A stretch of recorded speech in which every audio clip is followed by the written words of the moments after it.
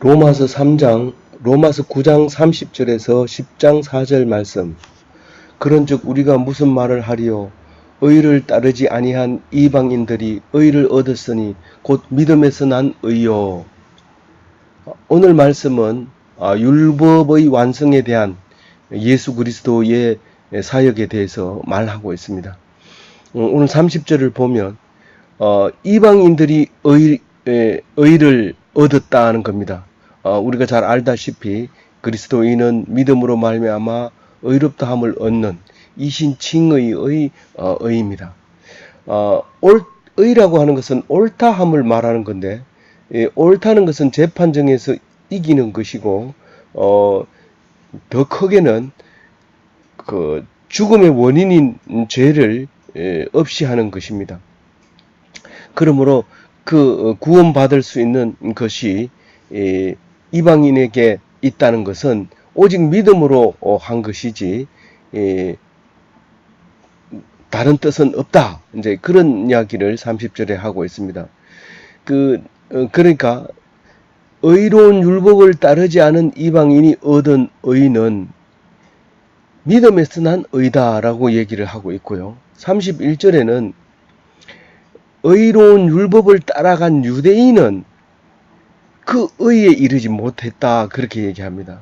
율법이 의롭지 못한 것이 아니라 율법을 그 의롭다고 하는 그 율법을 따라갔을 때에 결국은 얻지 못한 것은 왜 그런가? 32절에 보면 유대인이 믿음을 의지하지 않고 꼭 유대인은 행위를 의지했기 때문에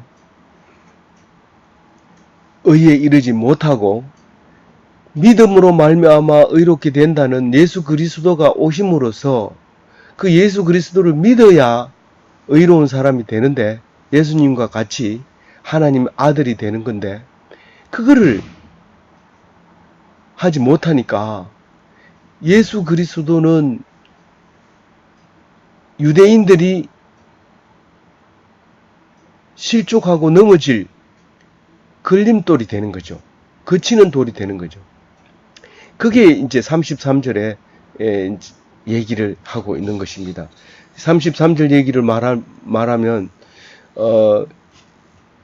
시편 얘기를 하죠. 시편 8편도 있고 시편 28편에도 33절의 이야기를 하고 있는데, 하나님께서 걸림돌과 거치는 바위를 시온에 두겠다, 예루살렘에 두겠다, 하나님 백성의 나라에 두겠다, 그렇게 합니다.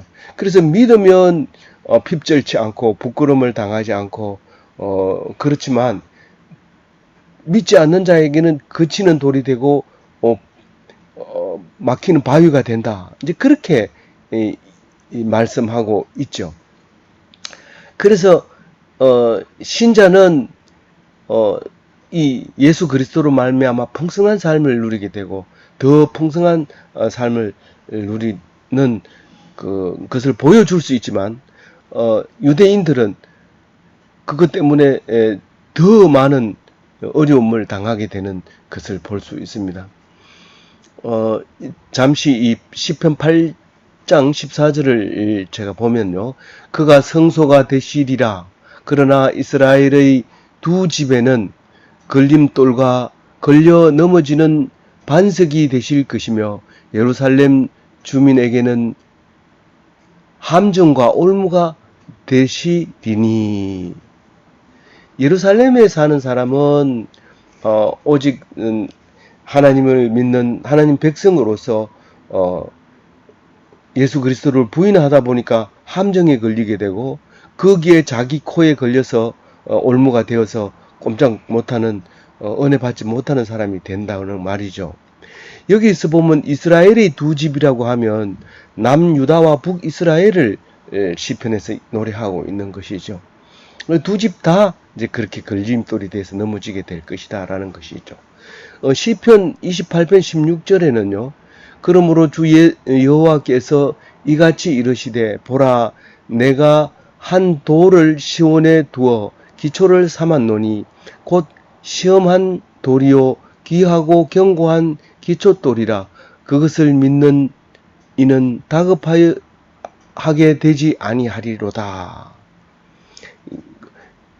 그렇게 이제 노래하고 있는데요. 예수님의 나셔서 그 하는 역할, 우리에게 주는 혜택, 그거를 오늘 말하고 있죠.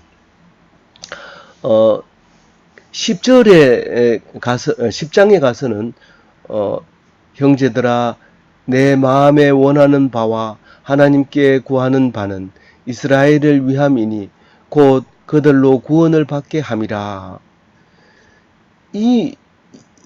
이것은 그냥 여러 번 읽었기 때문에 보편적인 말로 들릴지 모르지만 바울은 앞에서 얘기했는 것과 마찬가지로 간절한 소원이 있는데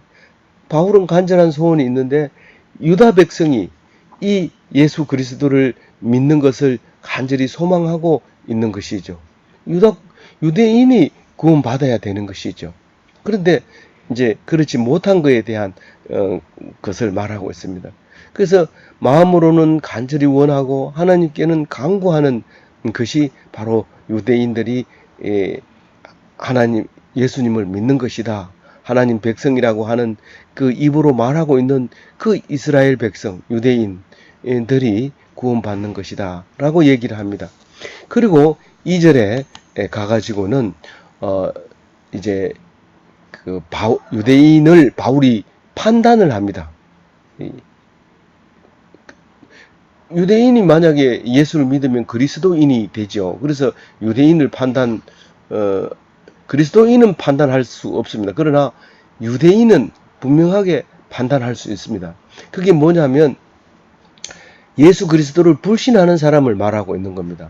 혹시 유대인 중에 예수 믿는 사람은 이게 해당되는 게 아닙니다. 그래서 유대인에게 대해서 바울이 판단을 뭐라고 하느냐 하면 유대인들은 하나님의 말씀에 대해서 굉장히 열심히 있다. 그러나 올바른 지식이 없다. 율법에 대한 올바른 지식이 없다. 그 얘기를 합니다. 다시 말해서 율법에 대해서 올바른 지식이 없다는 것은 율법의 처음에 의도 자체를 모른다는 겁니다. 살리기 위한 율법인데 율법을 지키기 위해서 사람을 죽인다는 겁니다. 물론 안식일을 섬기지 않으면 죽여야 된다고 할 때 말이 틀린 말은 아니지만 이미 안식일을 안 지키면 죽은 것이 돼버리기 때문에 우리가 직접 죽이지 않아도 되는 거죠. 하나님의 의도는 사람을 죽이라는 것이 아니라 살리기 위해서 안식일을 지키라는 겁니다. 그걸 옳게 이해하지 못하니까 사랑이 없는 상태에서 외식만 열심히 하죠. 그 유대에서 공부하고 온, 이스라엘에서 공부하고 온 그 신학자들을 보세요. 그 유대인들의 그 의례가 얼마나 복잡하고 규율이 엄하고 또 철저하게 그렇게 지켜나가는 그 모습을 보면 참 대단합니다. 종교인으로서는 유대인만큼 철저하고 규모 있고 법이 강한지 모릅니다. 그러나 그 속에 은혜가 없다면 그게 무슨 의미가 있겠습니까? 물론 그 법도 다 무시하고 오직 은혜, 오직 사랑 이렇게 하면서 행위를 무시하고 마치 믿는 것처럼 거짓을 하는 사람이 없지는 않습니다. 기독교인 중에서. 왜냐하면 그게 나타나지 않으니까요. 행위는 무시해버리고 믿음만 강조하다 보니까 믿음을 나타낼 수 없으니까 그런 외식적인 게 오히려 더 많이 나타날 수 있습니다. 그러니까 기독교인의 외식이 무서우냐, 유대인의 드러내놓은 외식이 안에 있는 믿음이 없는 것이 더 무서우냐. 우리는 사실은 구분할 능력도 없고 자신이 없습니다. 유대인 속에서도 믿음이 있을 수 있고 기독교인 속에서도 외식하는 사람이 있을 수 있다는 얘기를 지금 하고 있는 것이죠. 굳이 따지자면 유대인이나 기독교인이나 하나님 앞에서는 똑같이 이 재판을 받아야 합니다.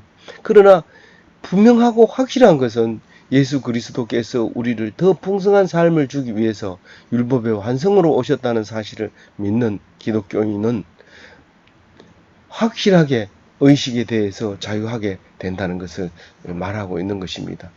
3절에 보면 하나님의 의를 모른다는 것은 예수님을 모른다는 것입니다. 예수님이 온 이유에 대해서 모른다는 겁니다. 유대인은 예수에 대해서 싹 무시하죠. 젊은 청년 하나가 라피한테 대들다가 로마 군인들에 의해서 사형당했는 것이 우리에게는 아무 영향력을 줄 수 없다는 거죠. 그러나 진짜 유대인들 속에서 예수 그리스도를 알아봤지 이방인이 그걸 어떻게 알겠어요? 유대인 속에 베드로가 있었고 바울이 있었고 그 사람들 때문에 예수 그리스도 기독교가 탄생하게 되는 것이 아닙니까? 그래서 그리스도는 율법의 마침이 되었다. 다른 말로 율법을 완성하러 오셨다. 그렇게 얘기합니다. 마태복음에서 그렇게 얘기하죠. 내가 율법이나 선지자를 폐하러 온 줄로 생각하지 말라. 폐하러 온 것이 아니요 완전하게 하려고 함이라.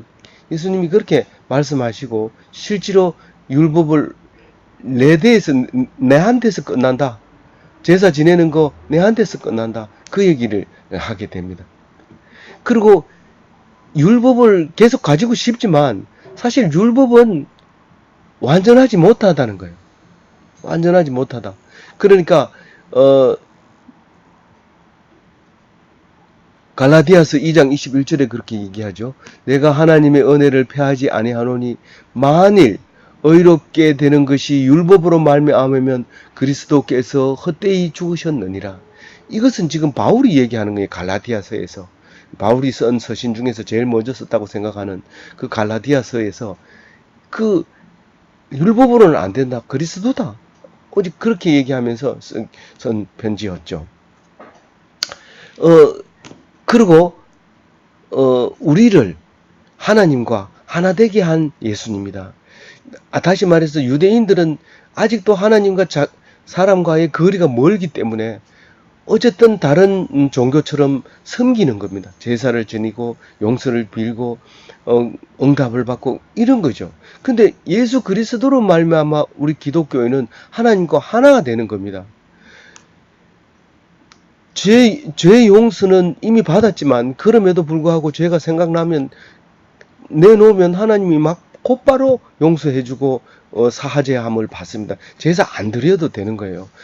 하나님 앞에 아뢰기만 하면 용서받는 거예요. 왜냐하면 예수님이 이미 제물로서 완전히 이 과거, 현재, 미래 모두 통틀어서 단번에 한꺼번에 단 한 번의 죽음으로 모든 죄를 다 해결해 버렸기 때문에 완성하러 오신 겁니다.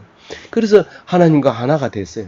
우리는 하나님의 아들이고 또 신이고 예수 믿는 것이 그와 같다는 것을 여러 군데서 얘기하고 있는 것을 볼 수 있습니다. 우리가 그래서 둘이 한 몸으로 하나님과 화목하게 하려 함이라. 하나님과 우리가 한 몸이라는 거예요. 그 얘기를 에베소서 2장 15절에 하게 됩니다. 에베소서는 옥중서신이죠. 에베소 교회에게 보내는 편지입니다. 아무쪼록 율법을 무시하면 안 되고 율법을 섬겨도 안 되고 오직 율법이 죄를 생각나게 하고 더 은혜되고 더 풍성한 삶을 살게 해준다는 것을 믿고 하나님 믿는 사람, 예수님 믿는 사람의 모습이 남과 다르게 그렇게 풍성한 삶을 사는 기독교인이 되시기를 주님의 이름으로 축원드립니다.